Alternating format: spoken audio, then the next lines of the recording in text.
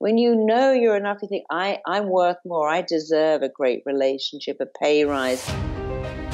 You take action when you know you're enough. You go to inaction when you think you're not enough. That when you are thinking abundantly, your lifestyle will follow that. Abundant thinkers identify the macro win, but then they focus on the micro win. That action of becoming who I wanted to be before I was actually there. This is what the leap of faith is all about. Your mind goes, I can't do this. I can't do this. Yeah, because your past story is going, this is scary, because it's about to throw you out.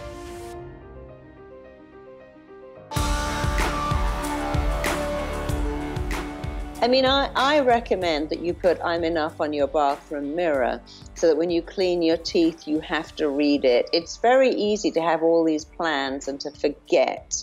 We need reminders. You should have it on your mirror. You should have it on your fridge magnets. You should have it pinging up on your phone alerts, and you should change all your passwords so they contain squiggles and dots, and I'm enough. So if you have to type it every day, read it every day, write it every day, ingest it every day, and then it will go in, and then you will be wired to be successful. People say, if I'm enough, don't I lie on the couch eating potato chips? No. When you know you're enough, you think, I'm worth more. I deserve a great relationship, a pay rise, a promotion, and then you start to take action. You take action when you know you're enough. You go to inaction when you think you're not enough. And when you take action, you're ready to do what successful people do, which is they do what they hate to get to where they want to be. And people who fail will give up their dream rather than do what they don't want to do. And a mark of absolute success is to wake up and go, what do I don't want to do? I've got to fire someone. I've got to ask someone for the money I lent them back, and it's my friend.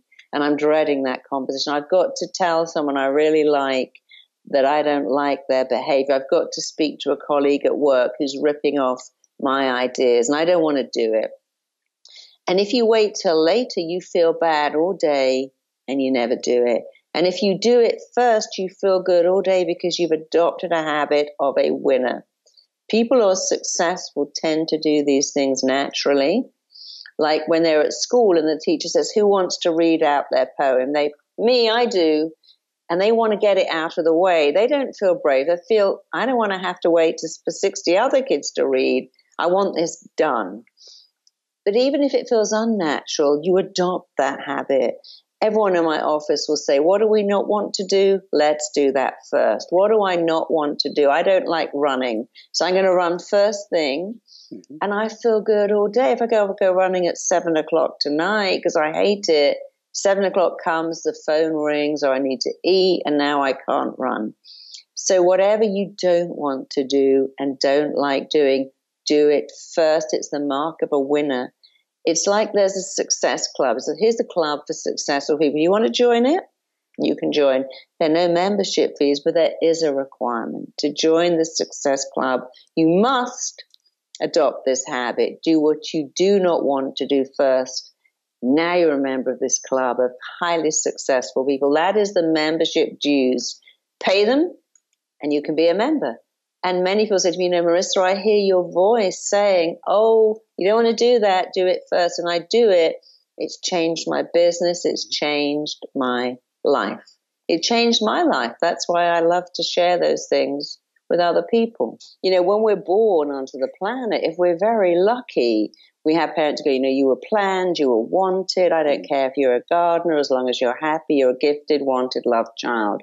If you're not sure that you're wanted, if you don't know your place in the world and your place in the family, there's only 4 things that you can do in order to feel wanted. And the first is to get sick. Yeah. And getting sick is so important because it makes you feel, look, they might not love me, but look at the effort they're going to get me these gluten-free stuff or the steroid cream or the doctor's appointments. And if a child is sick and all their needs are met, they very rarely ever give that up. And I know from working with doctors that 70% of people going to ER have illnesses that are driven by emotions, not disease, meaning they're very hard to fix. The second part, the role of foreplay, the 4 roles we play, is the brilliant one. I mean, if you imagine if you lived in a tribe and you were the best hunter, the best builder, you would always be indispensable. And so children who are not convinced they belong will try to become brilliant, outstanding, perfect at math or sport. And again, they grow up to be life's workaholics. Even when they achieve, they have to achieve more. The third role, which is the role I took and that many therapists took, is the carer. Okay, I'm not getting love and care and attention. My needs aren't being met. Why don't I just give that to everyone else? Why don't I be the caring one in the family? I'll clean the house. I'll do things for mom. I'll cook the meals. I'll give what I most want to get back. And it's the same need that drives nurses to have that calling to give what they most want to get. The problem is you're often out of balance because you give so much, don't get it back. And I see that with so many coaches today. And the fourth role, which you only take when the other three are gone, it's usually the youngest child. The sick one is in the house, the brilliant one is in the house, and the carer's in the house. And that could be mum or dad. Mum could be brilliant, dad could be sick. It's to be the rebellious one, the difficult one, the one that makes a noise, that plays up, that acts out. They usually become addicts or alcoholics because the only way they can get attention is to bang their spoon on the high chair when they're 2, and they're still doing that when they're 52. So we play these roles to find connection, and then we never know how to give them up. And there's a whole chapter in the book about foreplay, the roles we play. And I meet people all the time and go, you know what? That changed my life. So many addicts write to me and go, wow, when I understood where I got that from, that need to be rebellious and difficult, it was a game changer. How do we forgive ourselves when we've been taught, in this society in particular, to ride ourselves to no end and have been taught, in essence, we've been guided by fear? So how do we let that go and allow the love to come back in? Well, the easiest way is to, we have a product called I'mEnough.com. It's an 8-week product, and it does everything for you. One of the reasons I created I'm Enough was because I've spent 33 years working with people who come in with a litany of issues. I don't feel good enough. I feel rejected. I can't find love. I'm morbidly obese because I eat sugar to make up for the fact that I'm not happy, or I keep trying to run a business. They never succeed. And so 33 years down the line, I realized that all my clients have the same problem, whether they're a billionaire living on a yacht in Florida or someone in the middle of New York who's teaching at school. We all have the same issues. And I'm Enough is a whole program. There's the book, of course, but there's also the online program that shows you how to get it back. And one of the reasons I made it is because I looked at other programs which were good, but they involved so much work. Write out 100 goals a day, read a new book every week. And it's like, well, I have a home, a business, a partner, and a child. That's enough work for the rest of my life. So transformation must be easy. It must be fast. It must be quantified. You must be able to see it working. Yeah. If you can't see it working, people lose interest very quickly. You probably know that people don't even finish most self-help books, which is why I made mine smaller. So people have to find something that works and go, so I'm enough. When you say that every day, it starts to work really, really fast. And that's why it's so good. Thank you. So can you tell us, there was I joked about it in the beginning, a grade A Hollywood star. You rented a red, a red convertible Mustang, I believe it was. I did. You show up, you couldn't even park on the street. Tell us about the situation, and how did you begin to help him to realize he is enough? Yeah, so I was working on my own show in America, and the producer of another show called and said, please go and work with this celebrity. He's lost it big time. He's about to be carted off to rehab. It's costing $10,000 a minute just to film this show, and he's gone missing. And so I said, I'll go now. And they said, but what? And they rented me this Mustang. They said, you can't put that outside his house. You can only have a Porsche or a Jaguar or a status car. So I hid I loved the Mustang, but I hid it around the corner. and I rang the bell of this incredible Hollywood house. It was a beautiful, amazing house. He answered the door, and I said, I love your house. And his first response was, I hate this house. I hate the neighbors. And he was very cranky.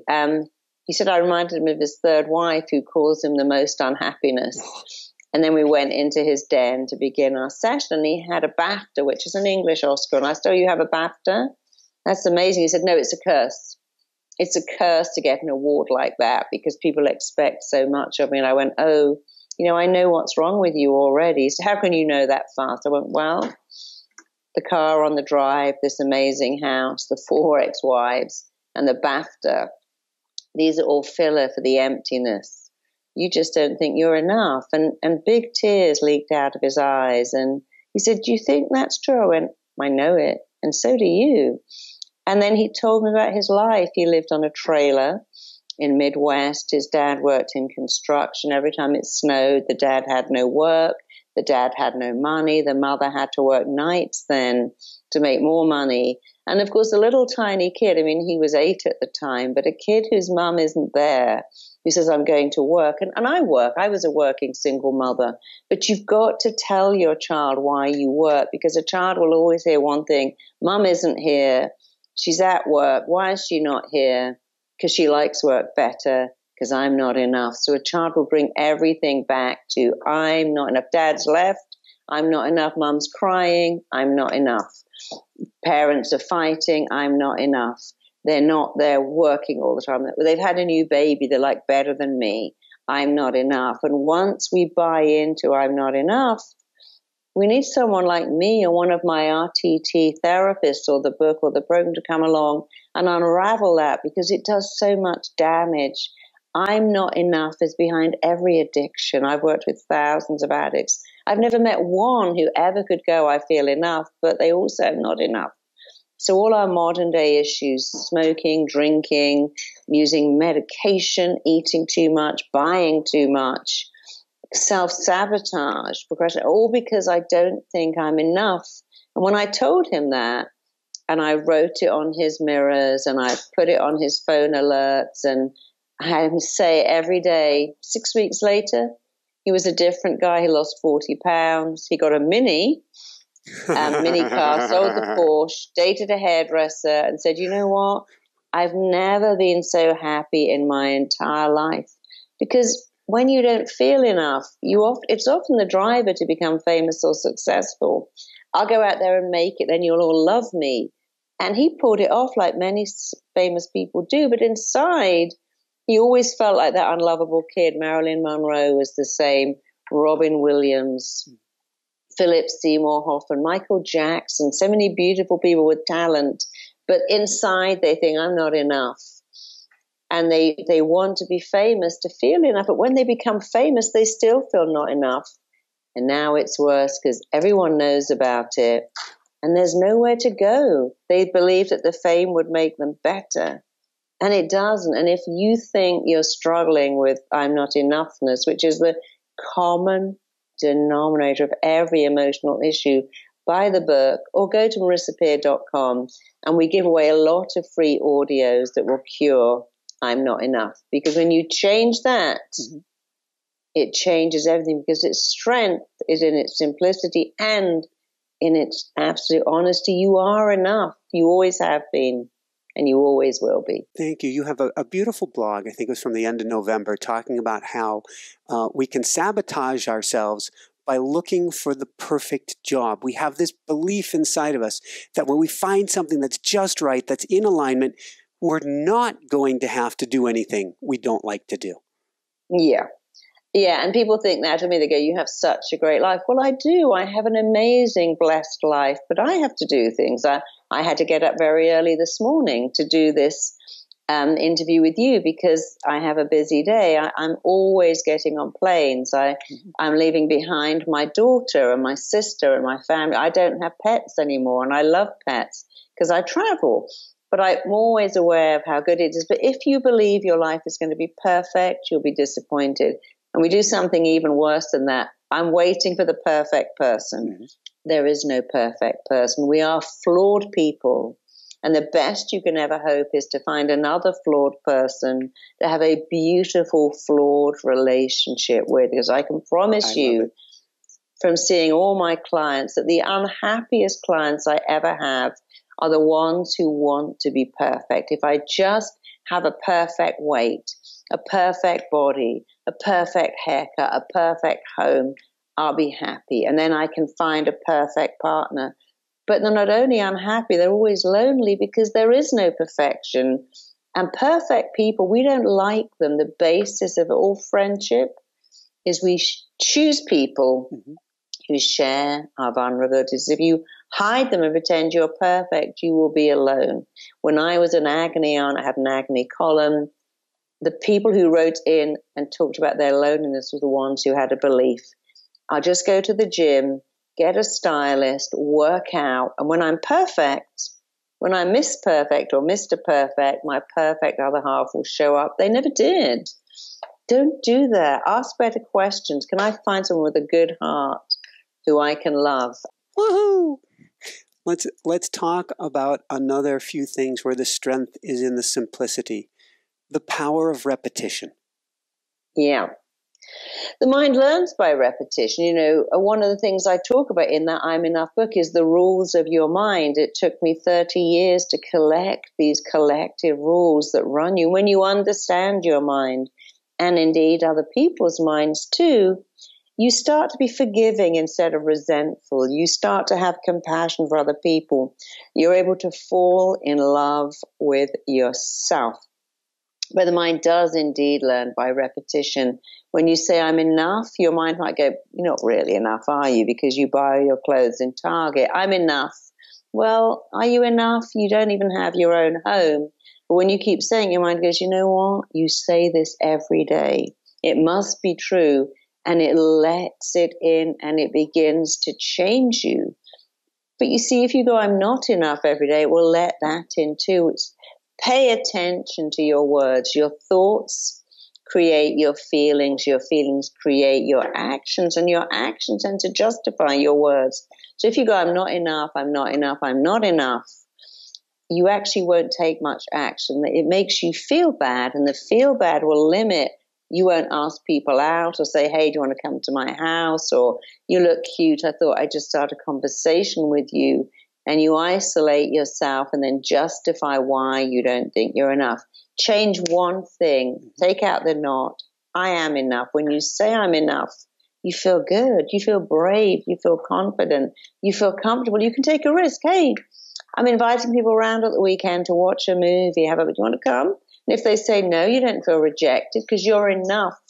And you justify all the action you take because when you're enough, you cannot be rejected. People can have rejecting behavior. They can't reject you because you're enough. You know, you can't write a book, speak on stage, have your own radio show if you think you're not enough, because people will pop up and go, I don't like you. I hate your voice. I hate the way you look. What you spoke about wasn't true. And it will go in and hurt you. When you know you're enough, people will still say weird stuff. I only have to go on my YouTube. I can always find somebody saying something seriously weird and mean. I leave them up. Doesn't bother me. Send them love. I know I'm enough. Yeah, send them love. What kind of person sits at home concocting horrible statements and putting them up there? They're unhappy people. Feel bad for them. Critical people always have the most criticism reserved for themselves, and they reflect out to you their deep dissatisfaction with themselves. Feel sad for them, feel sorry for them, but don't let it in. Not letting in destructive criticism is a game changer. And it's so easy to go, thanks for sharing. Sorry you're having a bad day. Move on. It's not about you. Thank you, thank you, thank you. What are people going to say about you at your funeral? Mm-hmm. What will they say? What kind of friend were you? What kind of sister were you? What kind of neighbor were you? What kind of colleague were you? And it jolted me, Michael. It jolted me. I knew I was being a nice person, mm-hmm. but I wasn't the person that I wanted people to speak about at my funeral. I wasn't living the eulogy that I wanted to be spoken. And so that was scratching the surface when I was 25. It just sparked my awareness. It was over the next maybe 6 or 7 years that I began to kind of test things out to go, what do I want to be said about me? What do I want my legacy to be? I know I'm in my 20s. I know I'm young. Hopefully I'll live forever. But one day when I transition, what do I want them to say about me? I used to have my speeches in a folder like this. Yep. And it was a dark, dingy folder. And I would go to my grandma's house and I would read for her my speeches. And I tell her that I wanted to be an international speaker and inspire millions. And my grandmother prophesied over my life. She said, baby, you're going to inspire me. And I'm 24 years old. I haven't inspired anybody. I haven't spoken in front of any audience, but I would carry my little folder to grandma's house and I have my folder in my hand. I'd open my folder up and I'd read a story to grandma. As I would read the story, she'd go, when I got to a good part. Yeah. And when she go, I grab my highlighter and I highlight that part because I knew if grandma said, it was a good story. And so I would read the story. Grandma would say, I would highlight, and then I'd put the story back in the folder. And I did this every single month. I came to grandma's house. Every single month, I would read grandma a new speech. And every single month, grandma would go, and I would highlight. And I'd put that folder back. I put that story back in the folder. And about 12 months passed. And grandma then said to me, baby, she started every sentence with baby. Baby, what is that thing you say you want to be? I said, a motivational speaker, grandma. She said, and who you gonna motivate? I said, millions, grandma. She said, well, baby, don't you think if you're going to motivate millions that you need to tell somebody other than grandma, you need to get it out the folder? And my grandma was the first person to tell me, take a risk, share your dream with other people. My grandma was the person who taught me that forgiveness was more about opening up primary real estate in my body. That forgiveness wasn't about everyone else. Forgiveness was about giving myself a chance at a future. That I couldn't give myself a whole chance at a future if I didn't have forgiveness and compassion. Grandma Bernice was the person who taught me that when I get her age, I'm going to sit in my favorite rocking chair and share with my grandchildren the stories of my life.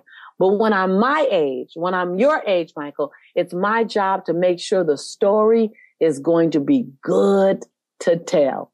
Grandma Bernice was pivotal. So if I go back, I can't resist. Going back, time machine to age 15, you're swimming last place in every one of your swim meets.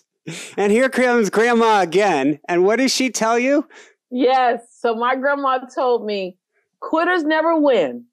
And winners never quit. I went to my grandmother's house and I tried to quit swimming. I had one swim meet left and I was swimming against the roughest, toughest team in Los Angeles. Not only did they beat you in the pool, but then they wanted to beat you up when you got out of the pool. So I go to my grandma's house and I tell my grandma I'm quitting. And my grandmother looked at me like, quit? As if I'd said a foreign word in a foreign language. And she said, baby, you must need to know something that you don't know. She said, you're from a bloodline that doesn't quit. You're from a heritage. You're from a culture. You're from a family that doesn't quit, baby. She said, so you go on out there and you swim that swim meet tomorrow because quitters never win and winners never quit. And I believed her. And I went out. I would always come in dead last, Michael. I mean, not second place, not third place, not fifth place. I always came in dead last. I went out there the next day in the swim meet. I missed my heat. So I couldn't swim with the 15, 16-year-olds. I was 15 years old. I had to swim with the 17, 18-year-olds who were even faster. And as soon as I hit the water, as I'm doing my stroke, I'm chanting what grandma said. Quitters never win. Winners never quit. Quitters never win. Winners never quit. I'm chanting that the entire time that I'm swimming. I do the flip turn. I hit the wall. I turn around and I swim backwards. Quitters never win. Winners never quit. Quitters never win. I hit the wall again. I look to my left. There's no one there. I look to my right. There's no one there. I turn around and the first person is just hitting the halfway mark. I go to the edge of the pool. I look up at my coach. I said, Coach, was I supposed to swim 3 laps? What happened? And she looked at me and she said, Lisa, what did you do differently? I said, what do you mean what I do differently? She goes, what did you do differently? I said, I chanted the entire time I was swimming. Quitters never win and winners never quit. Quitters never win and winners never quit. Quitters never win and winners never quit. I said, what happened, Coach? As I looked up to her, she said, Lisa, at age 15, you just broke the 17, 18-year-old national record for freestyle. And the only thing, Michael, that had changed was what my grandma told me the day before. Quitters never win and winners never quit. I just began to feed myself a different conversation in my head while I swam. Woohoo! What do you mean focused first on the macro version of your life? So the first thing I had to do was I had to adopt a new way of thinking, which was a way of abundant thinking, that your lifestyle will follow your thinking. That when you are thinking abundantly, your lifestyle will follow that. Mm-hmm. I realized that I wasn't an abundant thinker. I was an average thinker. Most people are average thinkers. No judgment to that. I grew up an average thinker. My family were average thinkers. That's all you know as an average thinker. You think protection. Don't step out of the comfort zone. Don't move out of the box. Don't push yourself too far. Don't risk it. Be safe. Well, safe thinkers are average thinkers. You know, that's not to say I'm risky in my thinking, but I do take risks because I'm a good jockey to bet on. And so I had to learn what was abundant thinking about. So I began to study abundant thinkers. I began to follow them. Mm-hmm. I began to copycat them. I became their girl Friday. I assisted them. I modeled them. I mimicked them. And what I learned was that I learned many things, and I put a lot of them in this book. Oh, heck yeah. But one of the things you're talking about is abundant thinkers. They don't always just go for the macro win. Abundant thinkers identify the macro win, mm-hmm. but then they focus on the micro win. Oh, when I got that. So abundant thinkers they achieve big results mm-hmm. by monitoring the little results. And you can look at it this way. Every year, average thinkers will set a New Year's resolution. And by March 1st, we've not only forgotten the New Year's resolution, but we want everyone we told to forget the New Year's resolution. Well, abundant thinkers, they create a macro win for the year, mm-hmm. but then they create micro wins to achieve every 90 days to get them to the macro win. And that's the difference between an abundant thinker and an average thinker. And abundant thinkers know that self-care is being responsible for your future. I'll say that again. Self-care is not selfish. Self-care is being responsible for your future, because there's no victory and there's no glory in burning out. There's no glory in not liking your life. There's no glory in working hard only and not being joyful. There's no glory in that. There's glory in recognizing you're not in a race. You're in a marathon, and that marathon requires rest, rejuvenation, peace, pace, micro wins, and fun. And it sounds like it also requires, as part of this puzzle, focusing on your health too. Because if you just go to focus on that, quote, macro goal, and you haven't put the health into it, you've got nothing. Absolutely. You have to think about it this way. Your body is an instrument, and your body is an instrument and a tool that you have that's been given to you, provided to you, so that you can live out your life's purpose. Think of it bigger than it's just my body. It's okay if I'm not taking care of it. No. You have a life's purpose, and your body is the tool that's going to get you there. So the unconscious mind believes everything after the words I am. The unconscious mind doesn't know how to distinguish between what's true and not true. Everything after I am, when you say it to your unconscious mind, is true. And so when you say, I'm never going to have a healthy relationship, I'm never going to earn enough money, your mind goes, okay, that's our truth. With the same strength and with the same impact, when you say, I am bold, I am courageous, I am successful, your mind goes, okay. And so I want you to begin, every single person hearing my voice, to begin to intentionally use I am affirmations. They got me from a crawl to a walk, from a walk to a run, and from a run to a soar. I am statements have done that for me. And you say the quality of your life is determined by the quality of your relationships. I don't believe that on our deathbed, when we're transitioning and we only have 3 months to live or a year to live, whatever it might be, I don't believe we're going to sit on our lounge chair or lie in our bed and we're going to say, man, I should have did one more interview. We won't say, I should have made another $100,000. I don't believe we'll say, I should have bought one more house. I believe that on our transition bed, and it's been confirmed, that what people think about are their relationships. That we may say, gosh, I should have said I love you more often. I should have forgiven faster. I should have apologized sooner. I should have played more. I should have danced more. I should have laughed harder until my belly ached.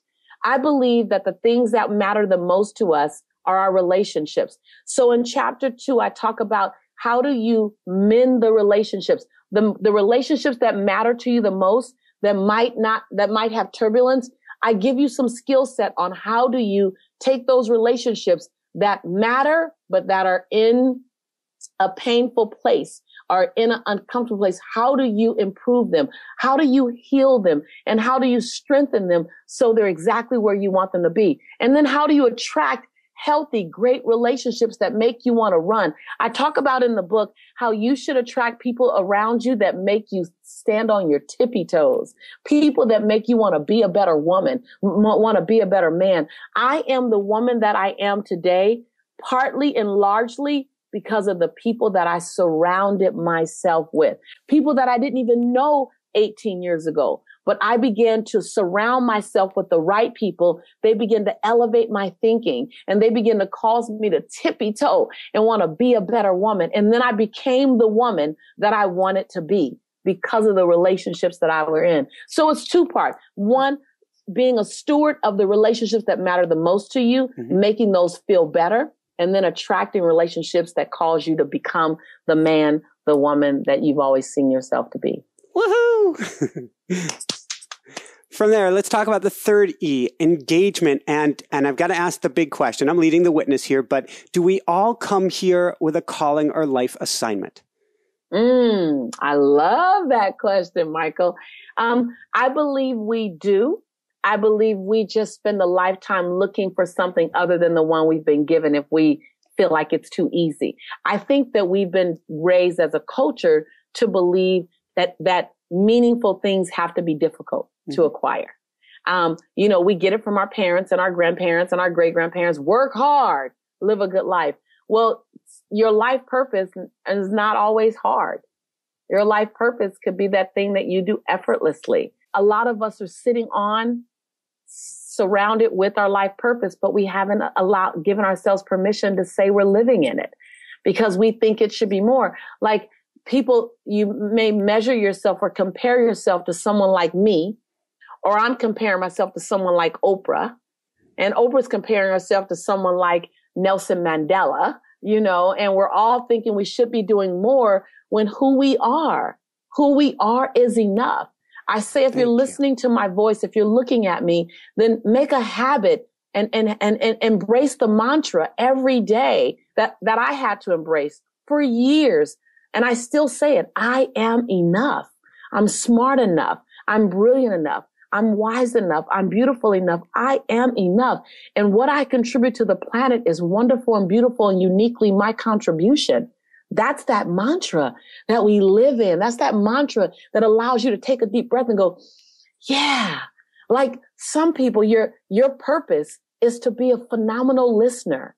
Like Michael, your purpose, I could tell you right now Like you may have several things that you're here to do, but I know what you're here to do is pull the best out of people. What you're here to do is to open up someone's life and have them deep dive into the crevices of a moment that I might forget, that you found enough gravity and enough grandness in to pull out of my heart and my head, and then to share it with thousands of people. That's your purpose, because you do this masterfully. I've been interviewed by hundreds and hundreds and hundreds of people, and you do this like no one else has done this. So you might think, I don't know, I'm just kind of the thing I do, and take it for granted. Whereas someone like me, who's interviewed all the time, can tell you, you are margins above many, many people that I'm interviewed by. And then the people listening and following you, they know it because they're getting the juice that you're squeezing out of the orange called Lisa today.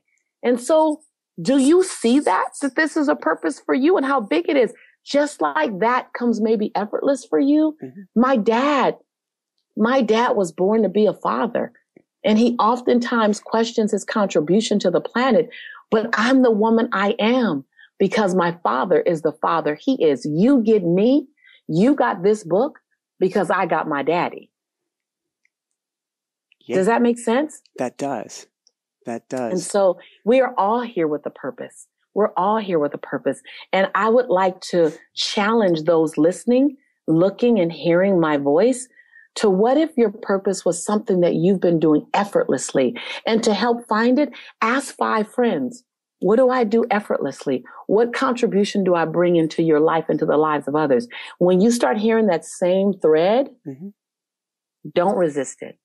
You can't wait for something to happen before you start living your life. You have to raise the stakes and be like, all right, I'm getting a new credit card. I mean, I got new credit cards all the time because I kept paying for coaching, but I was so serious about doing whatever it took to start making money that I was like, the good thing about it is not only did it provide me with the coaching that I so desperately needed, but it upped the stakes. I hate being in debt. It makes my flesh crawl, and I'm terrified of it. And so it upped the stakes. So it's like, not only did I get to work with a coach, but it gave me way more incentive. Like I wanted to get my act together anyway, but now I'm in debt. I'm getting rid of that debt so fast. I hate credit card debt. There's a mindfulness coach, Michael Jordan's mindfulness coach, George Mumford. He said, sometimes you need a fire under your ass. Yeah. And your fire was lit. Yeah, it was lit. It was, and it only just added to it. And, it's the same thing like when I bought my fancy Audi. I didn't have the money to buy that car when I bought it, but I wanted to be the kind of person who could buy that kind of car. Mm-hmm. So it was such a conscious decision as opposed to sort of because we can spend money in denial and just like fill the hole of fear and lack by buying stuff, and then we get into deep trouble with it. Yeah. That's not what I'm talking about. This is an actual, it's a fire under your butt. Well, and you have a section in the book where you talk about, do I get the Honda? Do I get the Audi? And one of them is going to keep you in that lack consciousness of, okay, I've saved. I really hate what I'm driving, but I've saved and I really hate what I'm driving. That's kind of miserable. And it's the difference between settling for what you can get mm-hmm. as opposed to going for what you desire. And that's where a lot of this debt comes in, where it's like, right now, with my current bank account, I couldn't afford anything, right? Back mm-hmm. in the day. But I want to work with that coach. So I'm not going to settle for what I can get right now in my current reality. I'm going to step out of my comfort zone in a humongous way and create what I desire. So for me, it was huge. So looking at that, and this is another section that you have in the book, which is, what about what other people are thinking? Because other people are going, you're crazy. You don't have money. You don't have income. They're expressing all of the beautiful lacks to you. Mm-hmm. Come join us down here. I think you called it the crab effect? Mm-hmm. Yeah, where people are, because of their own fear, doubt, and worry, when they see you start to take crazy, awesome leaps, they try, instead of pushing you out and helping you up, they pull you back down to their level. And it's most often the people who love you the most and are the closest to you, because we've made worrying about each other a show of affection in our culture. And I have such a trigger around that. It makes me angry. It's like, I love you that you care about me. If you really cared about me, cheer me on, tell me I can do it, share your resources with me. Don't share your fears and your doubts. I got plenty of those. Totally good in that department. Yeah. Instead, you tell somebody what you're going to do and they help load on. I know that you're already afraid of what you're doing because obviously you're taking one heck of a leap. So let me pack you up with some more stones and worry and doubt. This will help get you going. And we condone it. We're like, I'm such a good friend that I'm going to weigh you down with my wet blanket of fear, doubt, and worry. It means I care. I like what you're doing, but I feel it's important as your friend to tell you, you're going to fail. Oh, no. It would be, why don't the crabs push you over the top, but give you maybe a rope so that then you can help pull them out afterwards? They don't want to come out. They're not ready. Yeah. We in our culture are trained to work really hard to get what you want and, make all these big to-do lists. And it is important. I'm not saying that you don't have to do those things. You absolutely do. But we forget all about the spiritual component and the mindset component, which is the more powerful one as far as I'm concerned. Once you get your consciousness expanded and your mindset on board, all the stuff you're going to physically do is going to come so much easier. So if you're coming from a place of expansive thought and belief of what you can create. So let's take the coaching thing, right? Like if I had been like, I can't afford $85,000, going back to my waiting tables job.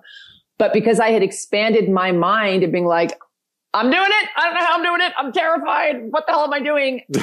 Everything I then did, like asking my Italian immigrant father to loan me money for something that was in his mind completely crazy. That was one of the most terrifying things I've ever done. And look what happened. Taking out another credit card and going deeper into credit card debt. I never would have done that if I hadn't had this expanded mindset. And I did it. And then I got to hire this coach and then everything shifted for me. Well, I'm going to do it around money because that was my big stumbling block. And I had to practice the law of attraction the most in that arena. So let's begin by discussing the fact that money is currency and currency is energy. And I'm just going to say that I had to hear that at least 47,000 times before it finally sunk from here into really getting it. So let me say that one more time for people. Money is currency, and you had this big and bold in your book. Money is currency, currency is energy. This is so not taught in our culture. We're taught if you work really hard, you can make money. It's sort of like the to-do list and more of the grind. And you do have to do stuff and take action. And it's not all a grind, by the way.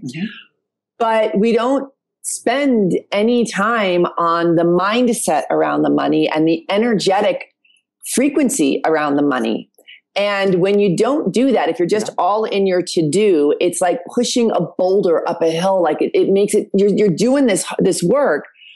But it can be so much more fluid if you bring the energetic into it and work on your wealth consciousness and work on this expanded mindset and crack open your vision of what is available and possible for you. It lifts your energy. Is that why, for instance, a lottery winner, you know the story, the typical lottery winner is back broke again a few years later because they had a pile of money, but they never shifted the energy around the money. Yeah, that makes sense, right? So the way that you treat it, you haven't gotten into alignment with the fact that it's a replenishable resource, that you're in a world of abundance. So if you've got it coming in, if you work on that mindset, then you'll be in the give and flow of it. It won't just be like this weird thing that happened and you've still got this low frequency energy, and that's why it goes away. That action of becoming who I wanted to be before I was actually there. This is what the leap of faith is all about. It's about say that one more time. Becoming who you want to be before you actually become that person.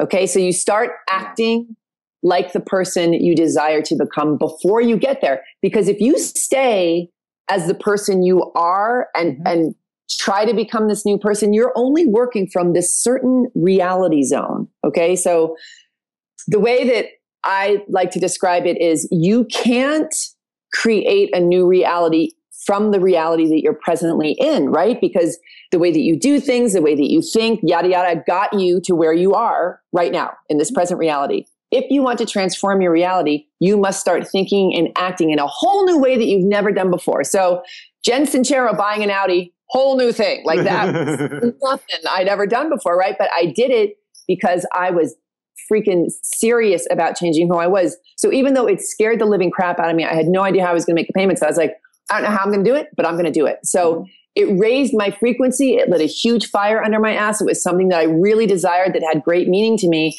And it completely helped me change my life. And so I was in that Audi. I felt good. I was already there. I didn't have the money yet, but I started getting clients like that because I wasn't screwing around anymore. It raised my frequency and it started to help me attract higher frequency clients and work harder. But I was excited to work hard because I had a real tangible desire to work with. I love it. If you're wondering why you can't make money, like in your conscious mind, you're like, I love money. Like, be great to have tons of money. I could spend it on all these great things and do all this stuff. But deep down, you have to know what's really going on with you. So I recommend that you write a letter to money. And I'll just give you a quick example of what that could sound like, right? So I love money. I'm so grateful that I have money. I love it when it comes in, but I feel kind of weird talking about it. It makes me feel dirty. And people do such awful things for money that I don't want any part of it. And also, by the way, when I make it, I don't know what the hell to do with it. And it's not really there for me. I don't trust that I can make it, but I love it. But, and then you see this whole push-pull going on, right? Right? So until you question all the negative beliefs that you've got around it and really unhook from them, you're going to be, what did they say? Driving with one foot on the gas and one foot on the brake. Yeah. Because you want it, but you feel you have all these really negative emotions around it. So until you deal with the negative emotions, you're going to be screwing yourself up a lot. I have days now where I'm meditating 8 hours a day. And I'll get 2 hours in and it'll say to me something like, okay, are you ready to quit screwing around and see who you are? The meditation will go, do you want to know what you are now? Because you've not gone that deep. You might have gone deeper than a lot of people, but what you keep doing is coming to the top and telling everyone about it. And I want to show you magical things. So stop going 12 feet deep in this ocean that goes millions of feet. And I want to show you things. So I'm going sometimes 6, 7, 8 hours, and all of a sudden things will just start manifesting around me. And it's like, now that you understand this consciousness, I'm going to take you deeper and deeper and deeper. Like we have just scratched the surface of what we are. It's so good. So that's your value, how deep in the ocean you're going.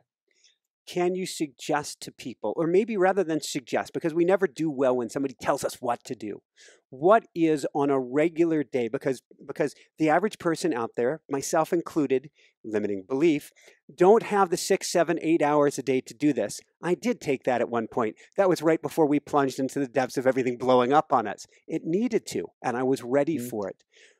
What do you do on a daily practice, and what can we learn from that? So one thing I just want to throw out on this belief, and it's just a concept that I just want to offer that could be wrong, but let's just look at it for a second. Sure. We will offer 8 hours a day to a job we don't like. We have 8 hours a day. As long as we have the guarantee of a mediocre amount of money, we will give our entire life to do that. Now, I believe that it's nice maybe to have a job that could pay $20 to $30, $40 an hour. That's nice. That's you going for security, the old consciousness of what our parents taught us. But if you're telling me that you don't think that going 8 hours a day into your soul for a year is going to pay more, is going to cause you to release so many addictions, is going to cause you to not spend money on addictive things and suddenly create a new world, suddenly create the most value ever in you, I don't know that that's true. I don't have evidence that it is true, but I'm starting the experiment to see what happens if I go, because the days that I go 8 hours, really magical stuff shows up, way bigger abundance shows up, really, really effortless ideas. And the more I do that, the more I realize the universe is working through me. What we are supposed to be is the universe changing itself through you. That's what we are here for.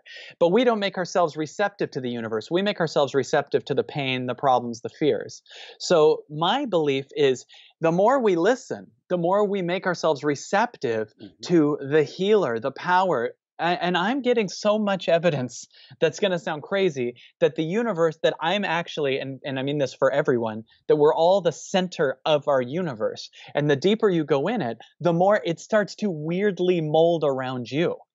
So the more you're in surrender and the more you give it the power to heal out your old stories, because the second you go in there, your mind goes, I can't do this. I can't do this. Yeah, because your past story is going, this is scary because it's about to throw you out. It's about to release the past story. You're not the past story, you're the moment. So when you actually sit there and listen to silence, it starts to spew you. It starts to release you, right? So I have a question. If you threw out 8 hours a day, 40 hours a week at a job you don't like, and then you come home and hate the job, so you spend most of the money on horrible food and addictions, and then hospital bills, what would happen if you cleaned out your soul, cleaned out your emotions for 8 hours a day? How much more time would you have? How much less strain would you have? How much less stuff would you need? How much more fulfilled would you be? How many more answers would you have? How much more would you be connected to yourself? So much higher paying opportunities would come to you because you're so in alignment to receive them on such a higher level, right? That's what I'm curious about. So that's why I'm starting to sacrifice more of the guarantee of money and the guarantee of things to go, I'm going to find what I am. First, I'll start with me. I got to achieve everything I wanted. I got to have 2 Comedy Central appearances. And I got to do movies. I got to date many people that I wanted to date. The people, the dream girl from high school, the everybody, everything that I've ever wanted to do, have the money, have the abundance and everything. And the more I had, the more I felt disconnected from myself. Now, I'm not saying don't have the things you want, right. But the more that I had the thing, like I remember getting an audition for 10 Things I Hate About You and thinking, oh, if only I could get to the producers, I'll be happy, right? Yeah. Then I got to the producers, meaning a callback for the next audition. And then I got to the producers and I was like, God, if I could just get the 3rd audition for it down to like the last few. And I got that. Then I thought more codependently, if only I could get the part. Then I got the part. If only my part is big enough that it stays in the movie. Then I shot the movie. I had a 6-week part. Then we waited 9 months for the movie to come out. And I thought, I panicked for 9 months that they were going to pull my part out. It was like the more abundance I had, the more lack I could find. And then the movie came out and I thought, if only this movie's a hit. It became one of the biggest teen movies of all time. And then I thought, I better get the next movie. I forgot to enjoy everything, right? I just constantly thought, if only, and I became codependent on the false sense of security that was outside of me. And Jim Carrey, had the dreams that he had, and I'm not in his body, so I don't know much about what was really deep in there, but from what I've seen, he got to experience the things that he wanted. And he said something to the effect of, I wish you could get everything that you want, so you can see that it's not the answer. Because there is a shift that happens for people that become either enormous celebrities or really, really rich. The shift becomes a spiritual shift, or they go the other route into massive addictive patterns. You know why? Because we're dying to feel the high that we felt when we had achieved something huge. Well, let's say you get the thing you think makes you secure. Let's say you think it's when you have a relationship. Okay, I have the ultimate relationship, I'm secure. Well, if that person is your security, you are now codependent on that person. That person better not leave. They better not cheat. They better not do anything, because they will ruin your sense of security. So that would be a horrible codependent relationship that's actually stopping you from your connection to yourself. One thing that people do is they think, when I finally get this career and this thing, I'll have security. But you got to take in that once you have it, some of the most depressed people, Eckhart Tolle says there's 2 ways to be depressed. Yeah. One is to not get the thing you want, and the other is to get the thing you want, right? So it's, when we chase something, it's our ego saying that will complete me. And if we would switch to receiving right now, which is a right now process, like I can receive right now that we're having this conversation. I can receive right now that there is a space around me that's just holding space for this conversation and everything else going on in the world. That makes me feel more secure than the idea that my security is in a future-based thing that doesn't exist, that it's finally when I get the relationship, finally when I get enough money in the bank, finally when I get the right career. And by the way, you think it's when I get married. Okay, well, probably 70% of marriages end in divorce.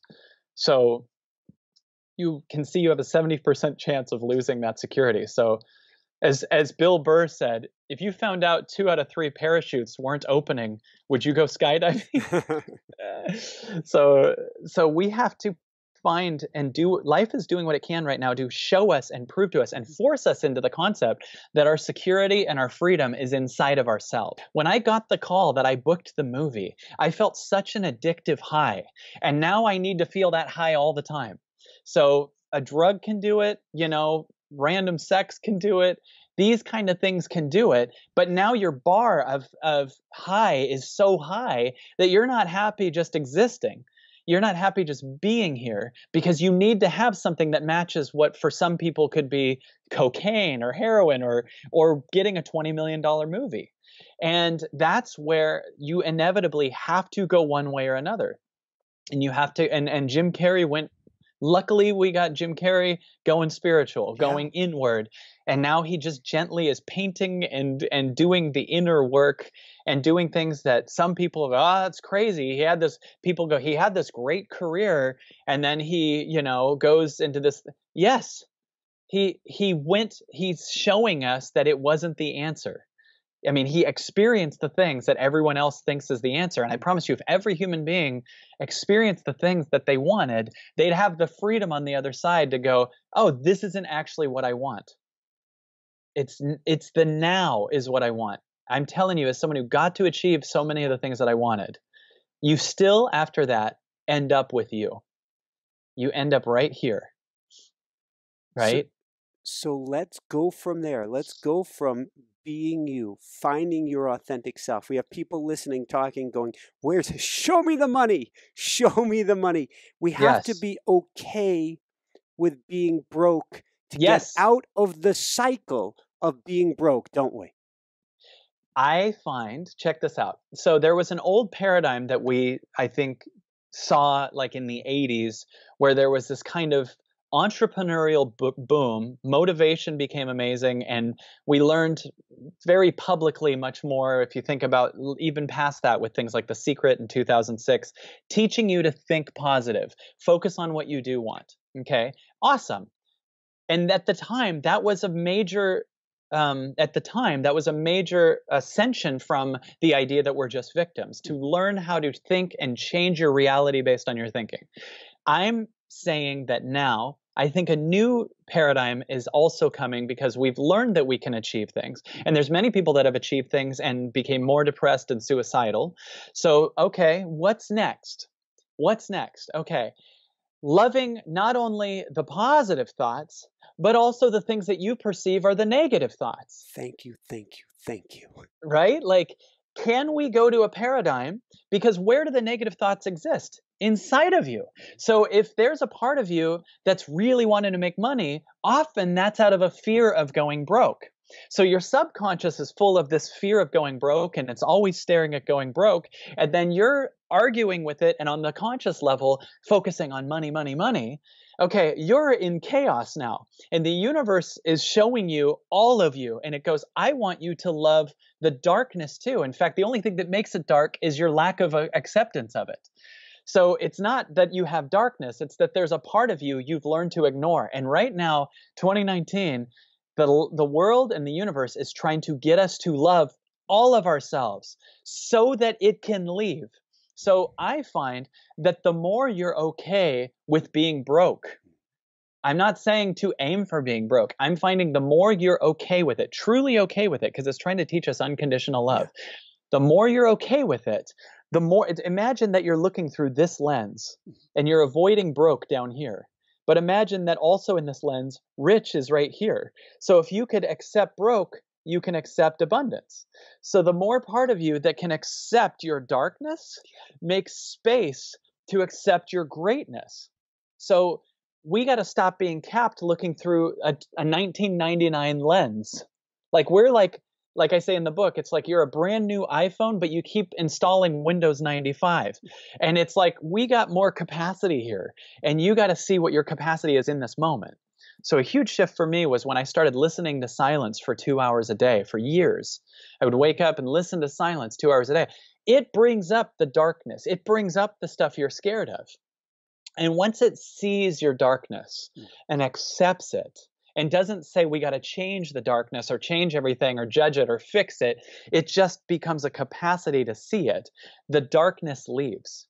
The darkness feels seen. The inner child in you feels seen. And if it feels seen by a capacity that's bigger than it, that you actually are. So you seeing it causes it to not be you anymore. The childhood you or the past you can kind of swim around in your body and be here. And then once it's accepted fully, it's no longer useful because it's not in an argument with itself. And now it can dissolve. Now it can become your power. Now you're not scared of going broke. So now you're also not scared of receiving bigger. You're not scared of really big stuff happening because the same part of you that can handle being broke or homeless or whatever is also the same part of you that can handle if someone handed you $1 billion. It's not the death to your small story that says who I am as someone who makes $20,000 a year, right? So you get you're the moment. This moment is also bigger than all the money in the world.